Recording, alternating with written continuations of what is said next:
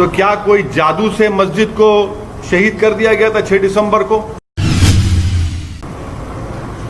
आज का ये फैसला सीबीआई कोर्ट का भारत की अदालत की तारीख का एक काला दिन है। और मैं ये इसलिए कहता हूं क्योंकि सुप्रीम कोर्ट ने 9 नवंबर को जो सिविल डिस्प्यूट के मुकदमे का फैसला दिया था, जजमेंट में सुप्रीम कोर्ट ने कहा था, अंग्रेजी में कहता हूं कि सुप्रीम कोर्ट ने कहा था कि it is an egregious violation of rule of law. और सुप्रीम कोर्ट ने यह भी कहा था कि ये calculated act of destroying a public place of worship. अब मैं ये समझने से कासिर हूं कि अगर सुप्रीम कोर्ट ये कहता है कि egregious violation of rule of law, तो क्या कोई जादू से मस्जिद को शहीद कर दिया गया था 6 दिसंबर को? क्या कोई जादू से वहां पर 28 और 29 दिसंबर की रात 49 में मूर्तियां रखी गई थी? क्या कोई जादू से उसके ताले खोले गए थे जब राजीव गांधी प्राइम मिनिस्टर थे?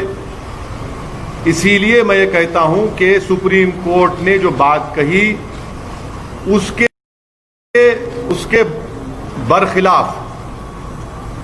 उसके बरखिलाफ आज जजमेंट आया है। और ये मैं कहने पर मजबूर हूं कि violence page for you politically.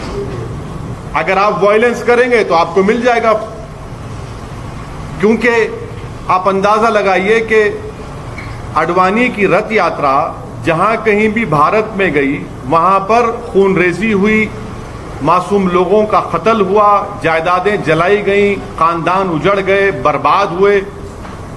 और आज ये फैसला आता है सीबीआई कोर्ट का जिसमें कहते हैं कि वो स्पॉन्टेनियस नहीं था।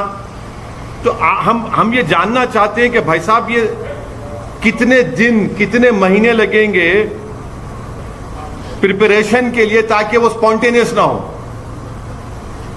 आप बताइए ना, कितने दिन, कितने महीने लगेंगे तो स्पॉन्टेनियस ना हो? क्या यह बात सच नहीं है कि उमा भारती ने कहा था कि एक धक्का और दो, बाबरी मस्जिद तोड़ दो? क्या दुनिया ने नहीं देखा कि जब बाबरी मस्जिद शहीद हो रही थी तो मिठाइयां बांटे जा रहे थे? अडवाणी, मुरली मनोहर जोशी, उमा भारती, ये सब लोग तो मिठाई खा रहे थे, खुशियां मना रहे थे। कैसा ये फैसले पे आज आ जाते आप?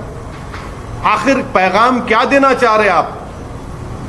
पैगाम क्या देना चाह रहे? पैगाम यही मिल रहा है कि वायलेंस पेज, मास वायलेंस पेज। आप अंदाजा लगाइए कि 1950 से अब तक इस मसले में मुसलमानों को इंसाफ नहीं हुआ,